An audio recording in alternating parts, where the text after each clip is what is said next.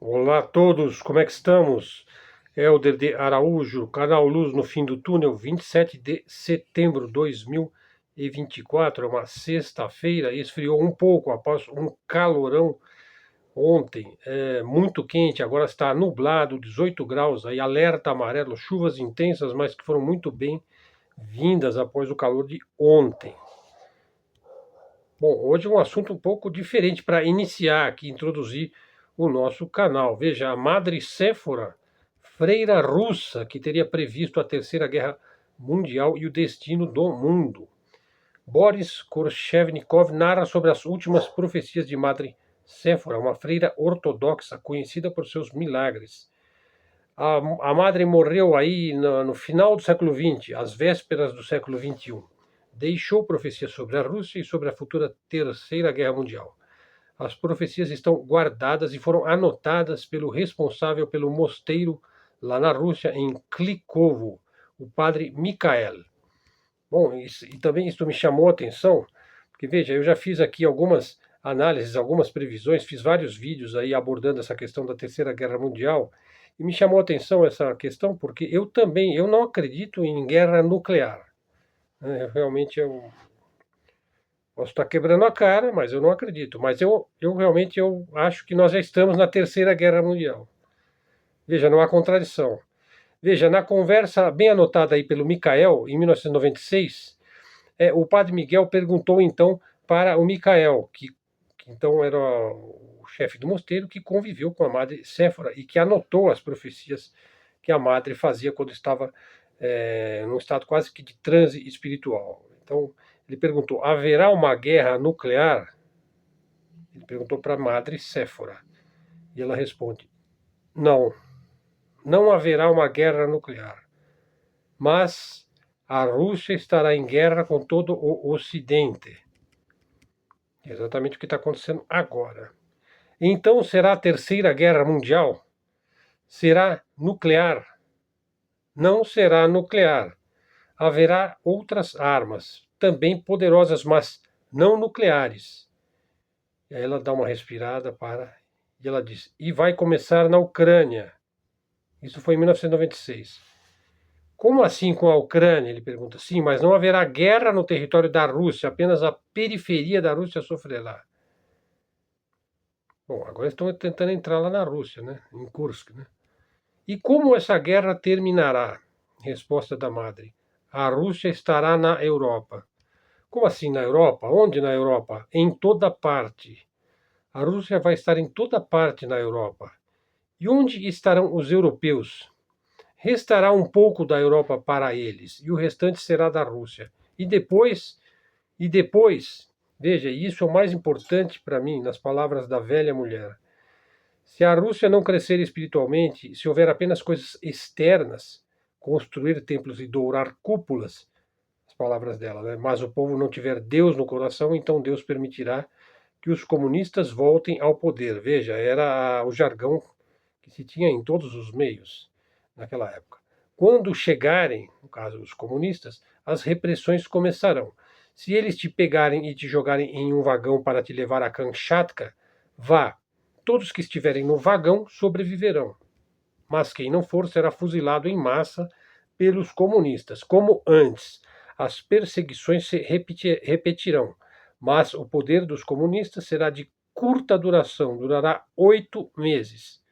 Mas se, acrescenta a madre Séfora, a fé no povo se multiplicar, o Senhor permitirá a entronização de um czar ortodoxo na Rússia. O czar será então uma garantia contra a entrada da Rússia no estado unificado do anticristo. Ela deve estar se referindo ao globalismo. E a Rússia será então o único país do mundo que não adorará o anticristo. Bem, vamos analisar aqui um pouquinho. Veja, toda profecia que se preza tem uma advertência, né? Um aspecto moral, uma exortação de ordem moral e espiritual. Uma parte dessa profecia já se cumpriu. Veja, a Rússia já está em guerra com mais de 30 países na Ucrânia. E começou na Ucrânia. A outra parte, da Rússia ocupar a Europa, bom, isso está presente em muitos documentos oficiais, inclusive do Vaticano, da CIA, do KGB. Tem muitos livros a respeito das profecias aí, da visão de Fátima, das profecias e tudo mais. Veja, o Alexander Dugin, né, que é um dos ideólogos da quarta teoria política e também do mundo multipolar e do movimento eurasiano, ele comentou sobre essas profecias e também outras, né? Especificamente nessas, ele falou o seguinte: olha, estamos certamente no epicentro do processo escatológico. A escatologia é aquela a área da teologia que estuda o fim último da humanidade, né? As finalidades últimas da raça humana, né? Ou seja, o destino final da raça humana. Aí ele diz: se somarmos a escatologia judaica, a escatologia cristã e a escatologia islâmica, o Kali Yuga dos hindus, já fiz vídeo sobre isso, hein? Os cultos a Maitreya, que é o Buda, né, nas sociedades budistas, e os temas taoístas sobre a rotação do mandato celestial na China. Sim, o mandato celestial na China, eu já expliquei. Por exemplo, para dar um exemplo, o Xi Jinping ele governa a China sob um mandato celestial. Se por acaso ele cair, se o regime cair, é porque ele perdeu o mandato celestial, né? E a rotação do mandato celestial é que determina o fato de uma dinastia, ou de um governo, ou de um estado, ou de uma era, ou de um período, né? Se ele está realmente de acordo com uma harmonia cósmica, que é o mandato celestial. Então, também no Sudeste Asiático, a escatologia ganha destaque, né? Bom, é claro aí que os ocidentais, aí, principalmente globalistas, ou esses que nós chamamos de sionistas, né?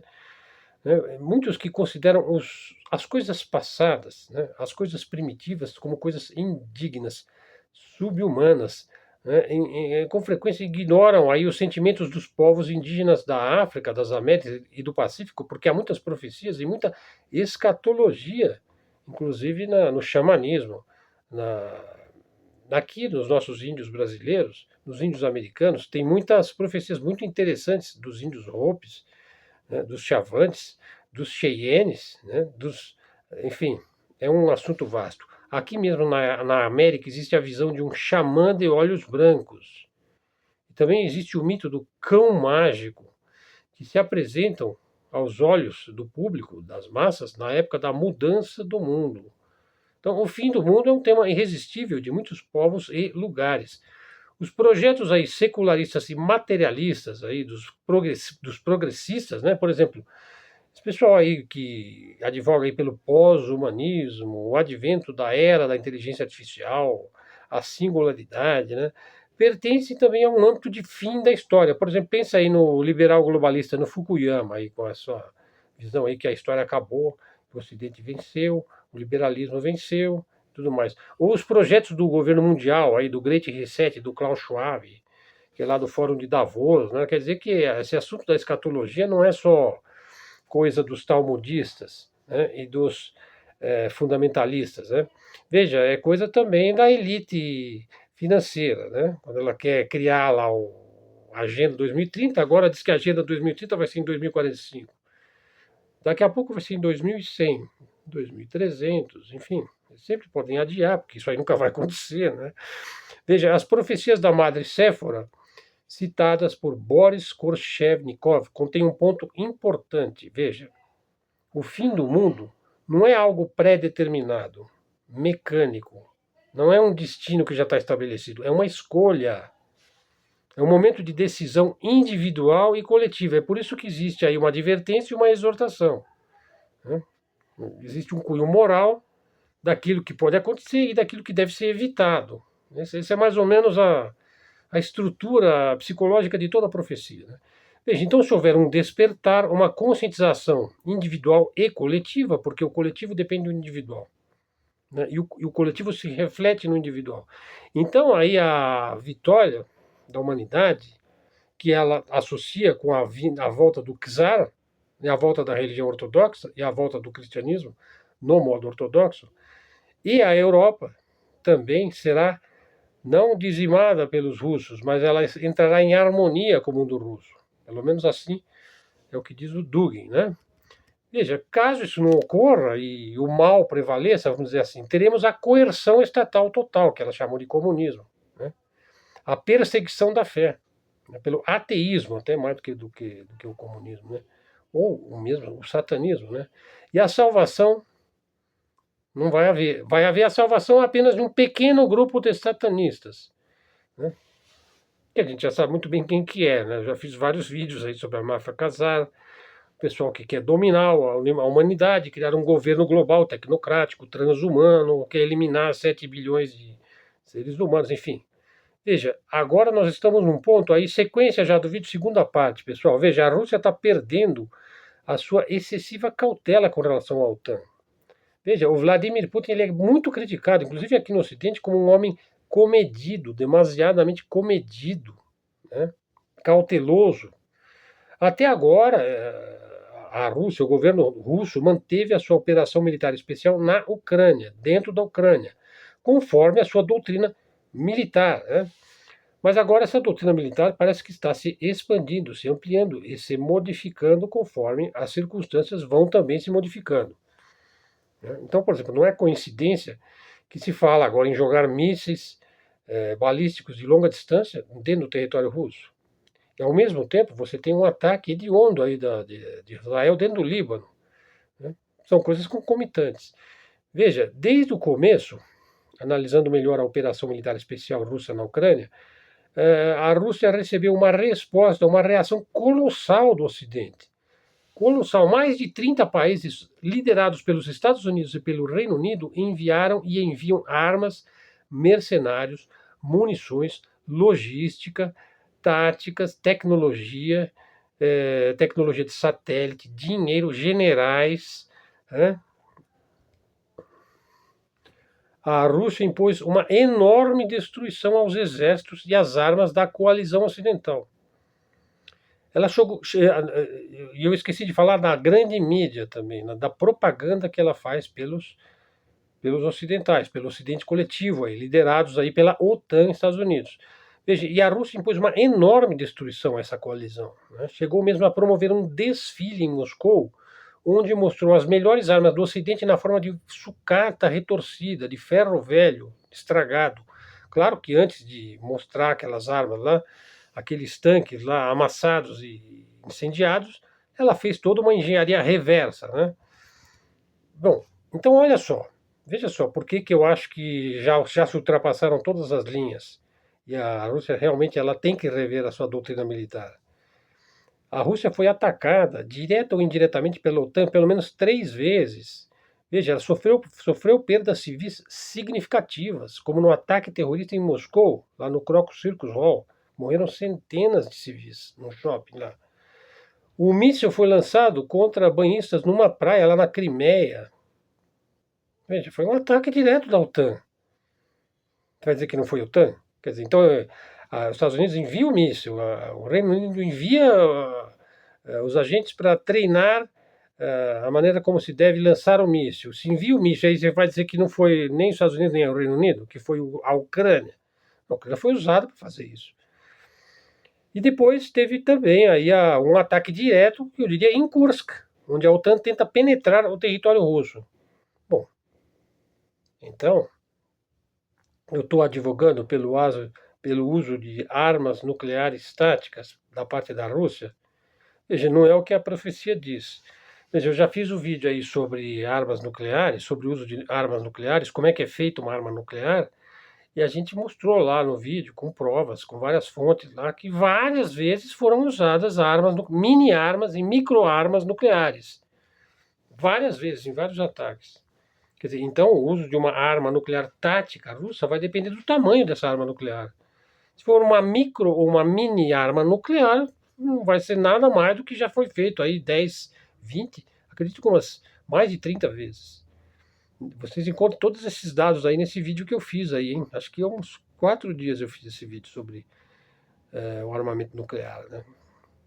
Veja, então não acredito. Eu concordo aí totalmente com a vidente. Eu não acredito que vai ser uma guerra nuclear, mas eu acredito que é a terceira guerra mundial que está em curso ali na Ucrânia e também ali no Oriente Médio. Veja, e ontem, veja, para fechar esse assunto, olha, a Rússia lançou tiros numa embarcação norueguesa no Mar de Barents, em águas internacionais. Não parece algo sem importância. Pessoal, segunda parte do nosso vídeo. Bom, eu queria retomar o tema do Deep State e das eleições americanas, né? Veja, o Dennis Small, eu já falei várias vezes no Dennis Small, ele é da revista lá dos LaRouche, a EIR, preferida de Enéas Carneiro, né? Perguntaram para o Dennis Small, quem governou os Estados Unidos na era Biden? Bom, se nós formos levar em conta aí a deficiência cognitiva grau 4, né, do disfuncional presidente dos Estados Unidos da América, Joe Biden, presidente nominal, pelo menos no nome, né, e que foi defenestrado aí em seu nessa recente tentativa eleitoral aí de ser reeleito, né, e foi substituído às pressas aí, né, pela vice-presidente Kamala Harris, né. É claro que não foi Biden quem governou. É claro que o presidente não tem mais poder quase nenhum. O presidente hoje, de qualquer país do Ocidente, ele é do terceiro ou quarto escalão. Não é nem do segundo escalão, ele é do terceiro escalão. É claro que essa Kamala vem sendo trabalhada há tempos aí pela máfia global, né? Pela máfia Khazar. A partir disso daí, a poderosa Nancy Pelosi, né, que era presidente do Congresso dos Estados Unidos, uma aliada de George Soros e do ex-presidente Obama, sugeriu aí uma tal de 25ª emenda poderia ser aplicada no caso de uma recusa de Biden e entregar a batuta. Veja, mas isso daí já era, né? Ele já cedeu a batuta, né? Ele deixou cair, na verdade. Após o desastre do debate do Biden com o Trump, né, a existência de um governo paralelo, aí um governo que está nas profundezas do controle do comando dos Estados Unidos e que foi batizado como Estado Profundo ou Deep State, né, e que é algo que já vem sendo dito desde o Eisenhower, né, começou a ressoar mais intensamente do que nunca. Esse Deep State é impermeável e invisível e praticamente a opinião pública o desconhece. Ele não está sujeito ao julgamento, ao juízo, ao escrutínio da opinião pública. Veja, a grosso modo, o Deep State, Estado Profundo, eu já fiz vídeo só sobre isso. Hoje eu estou simplesmente vendo sobre um outro ângulo, hein? Refere-se aos onipotentes aparatiques governamentais, burocratas, eminências pardas que operam nas sombras do poder.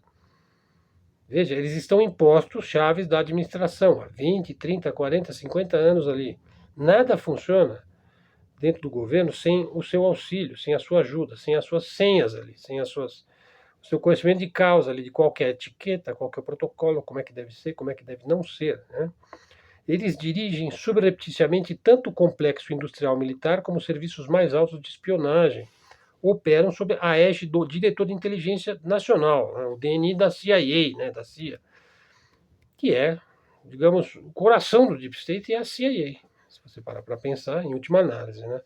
Recentemente, nos Estados Unidos, nada menos que dois acadêmicos aí da estatura do consagrado professor da Universidade de Chicago, John Mearsheimer, e do economista e professor da Universidade de Columbia, o Jeffrey Sachs, numa recente conferência conjunta realizada aí no evento All In Summit 2024 da Universidade da Califórnia, hein? De 8 a 10 de setembro, deram rédea solta aí ao Deep State Party, em referência às imutáveis estruturas bipartidárias de poder que sequestraram e ultrapassaram os três poderes da União, Executivo, Legislativo e Judiciário. Pessoal, essa conversa entre o Mearsheimer e o Sachs, o Jeffrey Sachs, é tão importante que eu vou fazer um vídeo só sobre isso daí. Dois dos caras assim, tops na intelectualidade lá, universitária, acadêmica, do mais alto nível dos Estados Unidos, né? E são nomes assim fundamentais na mídia alternativa também, e tem sofrido muito boicote, né? Dentro dos Estados Unidos, hein? A terra da liberdade, né? O ex-presidente aí, Donald Trump, que tem uns 45% de votos garantidos já nessa eleição, que vai ser em novembro, não vai ser no final de outubro, né? Ele usa o termo deep state com frequência. O Trump usa toda hora, né? Cada vez mais. Então dá muita relevância a esse termo. Então já se tornou viral. Já virou carne de vaca, né? Já virou coisa comum, né? Já começa a ser usado. Na Rússia ele é muito usado também. Os principais líderes da Rússia falam sobre o deep state, quando eles querem se referir que o governo dos Estados Unidos não é aquilo que a mídia está mostrando, que existe um deep state lá. A CIA, a NSA, o Pentágono, tem tentáculos ali que vêm desde Londres, né, Bruxelas, famílias dinásticas, que é um dos elementos centrais do Deep State, pessoas que detêm poder, que são jogadores. De fato, o Joe Biden não é um jogador. Eu diria que o Donald Trump não é um jogador, são peões. Kamala Harris nem chega à categoria de ser um peão, terceiro, quarto escalão. Seja como for, veja, é relevante que na máxima potência, superpotência nuclear do planeta, falando então da Rússia, o hoje principal adversário da administração Biden, Kamala, do Partido Democrático aí russofóbico, né? Veja, o ex-presidente aí, Dmitry Medvedev, né, que é o segundo responsável aí pela segurança nacional da Rússia, pronunciou-se de forma sinistra e alarmante, dizendo o seguinte: veja, o Donald Trump foi ofendido pela administração dos Estados Unidos e ameaça retirar as sanções contra a Rússia. Ele falou isso, Trump, né? Será que ele vai levantar essas sanções? Será que ele vai retirar as sanções se ele for eleito? E aí o Medvedev diz: claro que não vai, né? Apesar da sua aparente natureza aí fora do sistema, né, não sistêmico ou antissistema, o Trump é, em última análise, em primeira, segunda, terceira e última análise, um personagem do sistema, sistêmico. Pertence ao sistema, muito embora ele represente também uma ruptura dentro do sistema. Sim, o Trump é um cara extravagante, ele é narcisista extremamente, mas também ele é um cara pragmático, ele não vai dar morro em ponta de faca. Veja, como empresário, o Trump entende muito bem que as sanções prejudicam o domínio do dólar no mundo, né? Está prejudicando mais os Estados Unidos do que a própria Rússia. No entanto, não é o suficiente aí para ele liderar uma revolução nos Estados Unidos, que é o que aconteceria se ele levantasse as sanções contra a Rússia. Ele não vai contradizer a linha anti-russa do infame Deep State, que é uma coisa que vem de lá do Deep State, assim, combater a Rússia de todas as formas possíveis e imaginárias e tentar levar a Rússia a tomar a iniciativa do uso da arma nuclear, da bomba nuclear, né? Então essa linha anti-russa do Deep State é muito mais forte do que o Trump, né? Passa por cima dele que nem um rolo compressor. Ele pode ganhar a eleição, mas ele não leva essa eleição. E vai prejudicar o Brasil, pode ter certeza disso. O Joe Biden a gente já sabia o que era, né? O Trump está longe, mas longe de ser um salvador, pessoal. Essa ideia aí de como essa mídia aí, Brasil Paralelo, né, que é bancada aí pela família Bolsonaro, né? Veja, coloca o Trump como se fosse um salvador, como se fosse um messias. Isso é uma coisa ridícula, absolutamente pueril, né? Assim, eles jogam para a torcida, né? Veja, ele está muito longe de ser um salvador até da própria vida dele. Nós vimos o quanto controle ele pode ter, hein? Bom, mas e o que dizer da Kamala Harris? Não se pode esperar surpresas. Veja, é uma moça bonita, inexperiente, que dá lindas gargalhadas, né? Mas, bom, não vou dizer que ela é simplesmente estúpida, né? Ela é, bom, talvez seus belos discursos aí, as respostas chatas, né? Ela é até uma pessoa bastante alegre, divertida, né? Responde as perguntas, né? Ela vai ler melhor o teleprompter do que o Trump, né? E rindo contagiantemente. Quer dizer, nesse ponto eu acho mais interessante que a Kamala Harris seja eleita, né? Eu vou torcer pela Kamala Harris, né? Por sua vez, aí, o ministro dos Negócios Estrangeiros russo, eu acho que não vai fazer grande diferença, mas para o Brasil pode ser melhor a Kamala, sei lá, mas para o mundo já não sei dizer. Eu acho que eles não têm o poder para terminar a guerra da Ucrânia e acho, inclusive, que para Israel não faz a menor diferença se é Trump ou se é Kamala, né? Quer dizer, a desgraceira vai continuar no Oriente Médio, né? Por sua vez, aí o Lavrov, né, o maior relações públicas e diplomata vivo do mundo, né? Espero que ele continue vivo por muitos anos. Espero até que ele viva mais do que eu, o Lavrov, que eu acho uma pessoa extremamente benéfica para o mundo, né? Ele afirmou que o resultado das eleições presidenciais de 5 de novembro não vai ser importante, não vai ser relevante, uma vez que quem controla Washington e o governo dos Estados Unidos e o poder é o Deep State, é o Estado profundo. Tá vendo? Todo mundo já está falando isso. Como se o que foi dito acima não bastasse, veja, o presidente Putin sugeriu na sua famosa entrevista aí com o mais famoso jornalista dos Estados Unidos, aí, o Tucker Carlson, veja, ele falou sobre a existência de uma mentalidade de elite profundamente enraizada nos Estados Unidos, que dificulta muito a vontade dos presidentes no poder de qualquer partido que seja, né, porque existe uma mentalidade de elite que está muito acima do poder do presidente. Então ele, na verdade, está dizendo assim, o presidente não tem mais poder, acabou, né? Raras vezes ele teve poder, né? É uma clara alusão aí ao Deep State. Bom, pessoal, então é isso, a segunda parte do vídeo. Agora, para terminar o nosso vídeo, veja só, vou falar aí sobre o que o Ocidente está fazendo para tentar evitar a avassaladora influência da China na produção aí de minerais críticos, né? Veja, uma coalizão de 14 governos aí anuncia uma rede de financiamento para minerar e transportar as matérias-primas, né? Os minerais, principalmente as terras raras, antimônio, níquel, titânio, platina, né? Necessárias à indústria tecnológica. Veja, esses que eu falei não são terras raras. Eu fiz um vídeo só sobre terras raras ainda, inclusive falei um pouco sobre química, sobre tabela periódica, enfim. Veja, são terras raras são metais extremamente valiosos que têm uma infinidade de aplicações, né? Veja, desde a partir de Houston, nos Estados Unidos, e de Londres, capital lá dos Rothschild, né? Lá no Reino Unido, as nações ocidentais estão direcionando financiamentos para a indústria privada entrar no ramo dos minerais críticos. É um esforço aí para diminuir a dependência em relação à China, sobre um setor essencial de alta tecnologia. Veja aí uma sigla MSP, Parceria de Segurança de Minerais, nessa coalizão de 14 nações, mais a Comissão da União Europeia, vai revelar uma nova rede de financiamentos em um evento que vai ocorrer em Nova York, né, ou ocorreu já em Nova York essa semana, foi na segunda-feira, isso, dia 23. O lance aí é mostrar a necessidade da colaboração internacional, eles querem atrair os empresários, né? Também prometem investir no níquel, por exemplo, na Tanzânia, apoiado pela empresa de mineração a BHP, empresa gigante aí, anglo-australiana, né?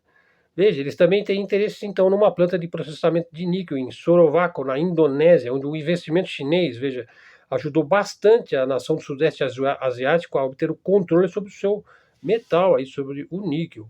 Uma declaração aí desse grupo, dessas 14 nações aí, diz que a rede vai fortalecer a cooperação e promoverá a troca de informações e um cofinanciamento. E listaram 10 projetos de minerais críticos, em geral terras raras, de novo representantes aí do BlackRock, do Goldman Sachs, Citigroup, Rio Tinto, Anglo American foram chamados para entrar na reunião lá em Nova York, dia 23, no esforço para atrair investidores privados aí das grandes mineradoras, os grandes empresários do setor, né? As grandes fortunas, os CEOs das maiores mineradoras. O José Fernandes aí é subsecretário de Estado dos Estados Unidos para o crescimento econômico. Ele disse que uns 30 projetos de mineração de minerais críticos estão sendo avaliados aí pela MSP, né? Lembrando que MSP é a Parceria de Segurança de Minerais, é justamente o nome que se deu ao grupo e ao seu projeto de ficar livre da dependência que eles têm da China, né? Então, os governos ocidentais correm aí para garantir as matérias-primas aí para fabricar seus veículos elétricos, armas, munições, mísseis, enfim. A ideia é parar de chorar que a China está eliminando a concorrência, a China pratica monopólio, a China dominou, nossa, a China está vendendo muito barato, né? Bom, aí o Fernandes aproveitou para acusar Pequim, né, que Pequim pratica preços predatórios, né, e faz uma produção muito grande, né? Quer dizer, criticou a China porque eles não suportam o livre mercado, né? Que a China representa. Eles não suportam a concorrência da China e a cachapante eficiência do preço do chinês e também da altíssima tecnologia que ele entrega, né? Sobretudo, eles estão incomodados de não terem o know-how chinês aí no que tange ao processamento final das terras raras. Quer dizer, e ninguém como a China tem hoje esse processamento final das terras raras, né? Porque é extremamente complexo aí a produção, né? Para você chegar até a pureza que você precisa, né? Você tem que separar o mineral, né? O minério do mineral, que vem misturado, né? Então, tem vários processos de separação, aí, de decantação, enfim, processos químicos, né? Aí o Fernandes ele diz o seguinte, olha, nós não podemos resolver esse problema sozinhos, somos mais fortes juntos. Nossa, eles que são tão contra o comunismo, né? Não é engraçado, né? Agora eles querem se unir, agora eles querem agir coletivamente, né? Coisa que o chinês já faz há mais tempo, né? Veja, os Estados Unidos e a China se envolveram em uma guerra comercial de retaliação mútua, na qual Washington impôs restrições pesadas aí de exportação e limitações a semicondutores e tecnologias avançadas. Quer dizer, quando você sanciona o produto chinês, os insumos, né, o fornecimento, você está prejudicando a moeda do teu próprio país, né? Porque você não vai conseguir produzir aquilo mais barato, não, muito mais caro, né? A China retaliou, né? Por causa dessas sanções, restringiu as exportações de vários minerais, incluindo antimônio, né, que é muito usado em munições perfurantes, em equipamentos militares, por exemplo, óculos de visão noturna, né? Não é esse aqui, não. Né? As empresas chinesas controlam 90% da capacidade mundial de processamento de terras raras, 90%. E tem uns 50% aí na China da capacidade de processamento de cobalto, níquel, lítio, valiosíssimo lítio, minerais usados para fabricar as famosas baterias dos veículos elétricos, né? Então a China era a única opção disponível até então. Então a diretora do Safe Center for Critical Minerals Strategy, que é uma ONG criada aí pelo Departamento de Estado dos Estados Unidos, falou: olha, nós temos que mudar isso daí, né? E aí a Abigail Hunter aí, dessa ONG, ela falou: olha, nós precisamos dar aos países de baixa renda uma alternativa à China, quando se trata de financiamento. Ora, eles querem dar uma alternativa aos países de baixa renda, agora estão preocupados com o sul global, estão preocupados aí com a ralé. Veja, é uma fala muito marqueteira, né? Uma vez que todo país de baixa renda quer fazer negócio com a China, né? E não espera mais nada dos Estados Unidos, do Reino Unido, de Alemanha. Veja, os Estados Unidos pretendem financiar então a dívida da Tanzânia. Veja, estão tentando trazer para o seu lado, né? De repente eles ficam gentis, né? De repente eles ficam é, caritativos, né? O projeto de níquel Kabanga está sendo desenvolvido pela Life Zone Metals. Veja, uma empresa baseada na ilha de Man, que é 17% de propriedade da BHP, que eu já citei aí, a anglo-americana gigante, né? A China remodelou o mercado de níquel da Indonésia, né? O Sudeste Asiático detém, veja, em 2003, 55% da produção global. Veja, e há 10 anos atrás era 16% lá na Indonésia, agora é 55%, graças à ajuda, né, dos chineses aí. Então a China avançou muito à frente do Ocidente em projetos de minerais críticos, beneficiando-se aí de subsídios do próprio governo, porque lá o Estado e a empresa trabalham juntos e dá certo, né? Tem um acesso mais fácil ao financiamento, porque o governo está intervindo fortemente na economia, porque ele é um dos sócios da economia, né?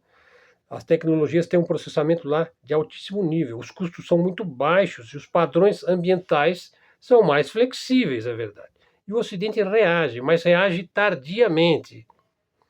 Será que vai dar certo? Os Estados Unidos, Austrália, Canadá, Estônia, lá dos três chihuahuas, Finlândia, França, Alemanha, Índia, Itália, Japão, Coreia do Sul, Noruega, Suécia, Reino Unido, a União Europeia, vamos dizer, são membros aí da parceria de segurança de minerais, aí os 14 países. Então vamos ver como é que vai ficar essa história. Bom, o vídeo já ficou com 33 minutos, nós já vamos ficando por aqui. Eu espero que vocês apreciem nossos conteúdos. Ajude o canal sendo seguidor do canal.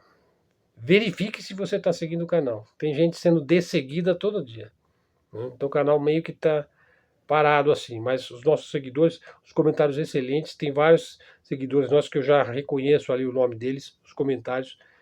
Pessoal, muito obrigado pelos comentários, viu?